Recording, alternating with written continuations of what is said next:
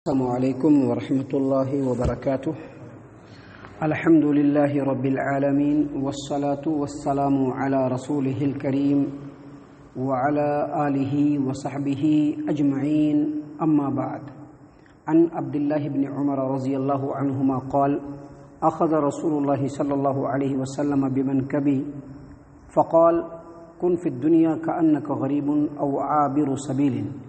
وكان ابن عمر رضي الله عنهما يقول: إذا أمسيت فلا تنتظر الصباح وإذا أصبحت فلا تنتظر المساء وخذ من صحتك لمرضك ومن حياتك لموتك. رواه البخاري في صحيحه في كتاب الرقاق. معزز سامعین کرام، ابھی ہم نے آپ کے سامنے صحیح البخاری کتاب الرقاق حدیث نمبر 6416 6416 نمبر کی حدیث آپ کے سامنے پڑھی. حدیث کا ترجمہ اور اس کا معنی یہ ہے کہ عبداللہ ابن عمر رضی اللہ عنہما سے روایت ہے، انہوں نے کہا کہ رسول اللہ صلی اللہ علیہ وسلم نے میرے کندھے کو پکڑ کر کے فرمایا. کندھے کو پکڑ کے فرمایا کیا مطلب؟ ابھی ہم لوگ کہیں پہ جاتے ہیں یا کسی آدمی سے ملتے ہیں، ان کو کچھ سمجھانا آتا ہے تو اسے کندھے پہ ہاتھ رکھ دیتے ہیں اور پھر اس کو اچھے سے سمجھاتے ہیں. تو ویسے ہی اللہ کے رسول صلی اللہ علیہ وسلم کے بارے میں عبداللہ ابن عمر رضی اللہ عنہما فرماتے ہیں کہ رسول اللہ صلی اللہ علیہ وسلم نے میرے کندھے کو پکڑ کر کے فرمایا: دنیا میں اس طرح سے رہو گویا تم مسافر ہو یا راستے پر چلنے والے جو راہگیر جو ہوتا ہے مسافر، ویسے رہو. اس کے بعد عبداللہ ابن عمر رضی اللہ عنہما کے بارے میں راوی فرماتے ہیں کہ وہ فرمایا کرتے تھے کہ جب شام ہو جائے تو صبح کا انتظار مت کرنا، اور جب صبح ہو جائے تو شام کا انتظار مت کرنا، اور تندرستی کی حالت میں وہ عمل کرو جو بیماری کے دنوں میں کام آئے، اور زندگی کو موت سے پہلے غنیمت جان لو.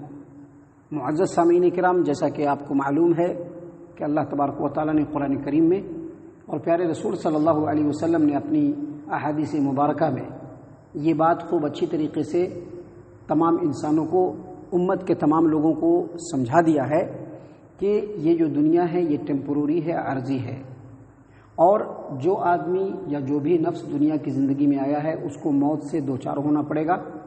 موت ہر حال میں آ کر کے رہے گی.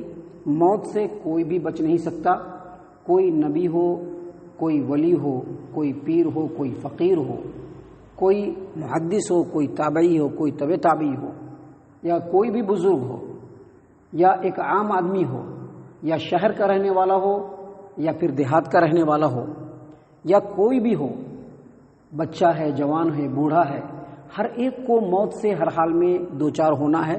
موت سے اس کو ہمکنار ہونا ہے. موت سے گزر کر کے آخرت کے سفر پہ اس کو جانا ہے. تو ان تمام باتوں سے یہ پتہ چلتا ہے کہ موت آئے گی، اور اس سے یہ پتہ چلتا ہے کہ دنیا کی زندگی جو ہے یہ عارضی اور ٹیمپروری ہے، یہاں پر ہمیشہ انسان نہیں رہ سکتا. ابھی کرونا وائرس کی وبا پھیلی، اس کے بعد جو ہتاہت ہوئے ہیں، جو جانی نقصان ہوئے ہیں، انسانوں کا جو برا حال ہے، جو بدحالی ہے، اور جس طرح سے انسان مرتے جا رہے ہیں، لگاتار مرتے جا رہے ہیں، تو یہ جو حالت ہے یہ ہمارے لیے عبرت اور نصیحت کی حالت ہے. یہ ڈرنے اور خوف کرنے کی حالت نہیں ہے، بلکہ نصیحت پکڑنے کی حالت ہے کہ موت تو ہر حال میں آنی ہے. کرونا وائرس کی وبا ایک بہانہ بنا ہے.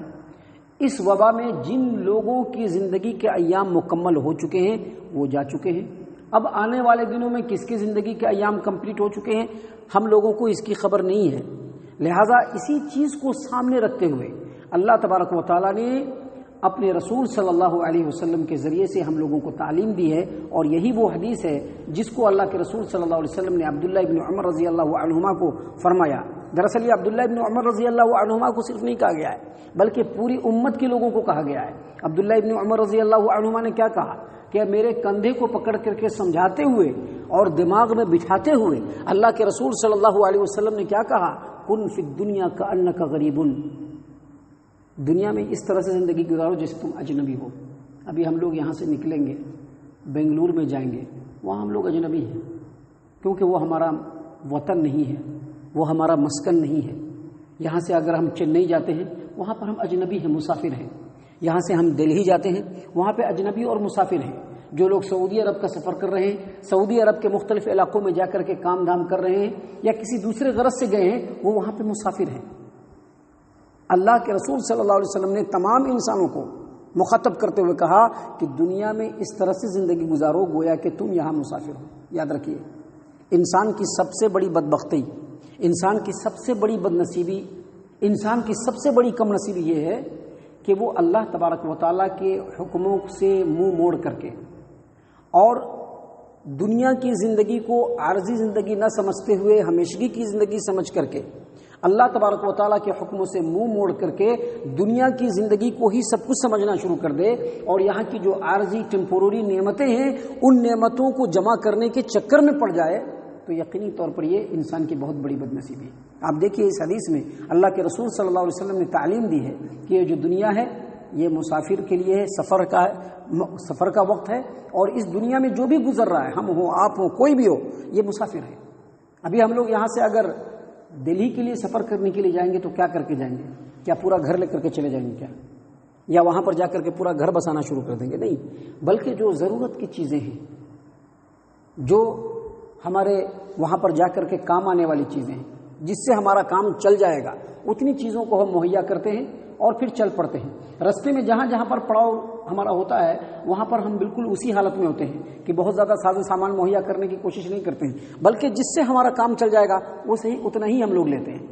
تو اسی چیز کو اللہ کے رسول صلی اللہ علیہ وسلم نے اس حدیث میں بیان کیا کہ کن فی الدنیا کأنک غریب او عابر سبیل، دنیا میں ایسے زندگی گزارو کہ تم یہاں پر مسافر ہو، اجنبی ہو، بس کچھ پل کے لیے رکنا ہے اور پھر گزر جانا ہے۔ آپ صلی اللہ علیہ وسلم نے اپنے بارے میں خود یہی بات کہا کہ دنیا کا مجھ سے کیا مطلب، دنیا اور میری مثال بالکل ایسا ہی ہے کہ ایک مسافر کہیں پر جو ہے آرام لینے کے لیے، دم دھرنے کے لیے رکتا ہے اور پھر اٹھ کر کے چل پڑتا ہے۔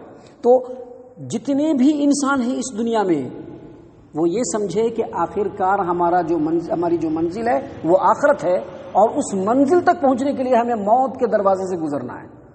اس لیے اللہ کے رسول صلی اللہ علیہ وسلم نے یہاں پر نصیحت کرتے ہوئے فرمایا کن فی الدنیا کأنک غریب، دنیا میں اجنبی بن کر کے رہو یا مسافر بن کر کے رہو، کہ جس طرح سے مسافر بہت زیادہ کسی چیز سے دل نہیں لگاتا ہے ویسے ہی تم کو بھی دنیا میں دل نہیں لگانا ہے۔ اس کے بعد عبداللہ ابن عمر رضی اللہ عنہما کے بارے میں بتلایا گیا کہ وہ فرماتے تھے، کیا فرماتے تھے کہ ابھی شام ہو گئی تو اب کل صبح کے بارے میں مت سوچنا ہے، کل صبح تک ہم رہیں گے کہ نہیں رہیں گے کوئی نہیں جانتا ہے، لہذا جب شام ہو صبح کا انتظار مت کرو، اور جب صبح ہو تو شام کا انتظار مت کرو۔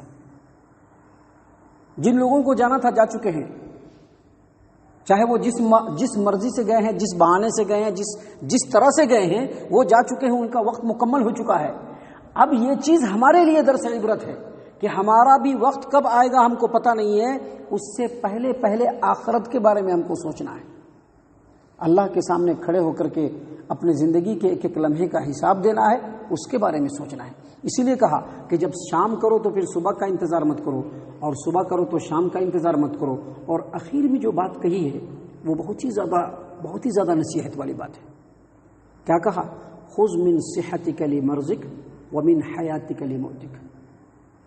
جب تک صحت اللہ نے دیا ہے نا، ہاتھ پیر چل رہا ہے، کھڑے ہو کر کے عبادت کر لے رہے ہیں، راتوں کو اٹھ کر کے رات کی نماز پڑھ لے رہے ہیں، مختلف قسم کی عبادتوں کے لیے اللہ تبارک و تعالیٰ نے جسم میں طاقت دیا ہے، اس صحت کو مریض ہونے سے پہلے غنیمت جاننا ہے۔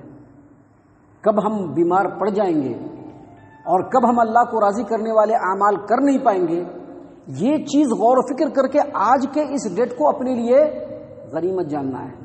یاد رکھیے، دنیا کی زندگی اگرچہ ٹیمپروری ہے لیکن ہمارے لیے بہت قیمتی ہے، کیونکہ دنیا کے ایک ایک لمحے کو اگر ہم اسپیئر کریں گے اور اللہ کے راضی کرنے والے اعمال کو انجام دیں گے، یقینی طور پر وہ وقت اور وہ لمحہ ہمارے لیے قیمتی ہوگا، اور آخرت میں وہی اجر و ثواب ہمارے لیے کمانے والا ہے۔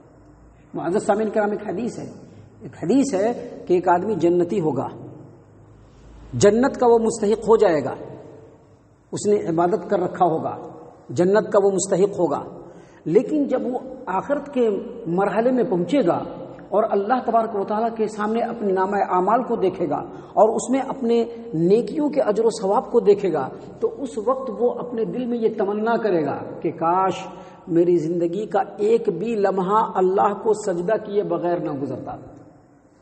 تو سوچ لیجئے کہ یہ جو زندگی ہے اگرچہ ٹیمپروری ہے، یہ لیکن بڑی قیمتی زندگی ہے.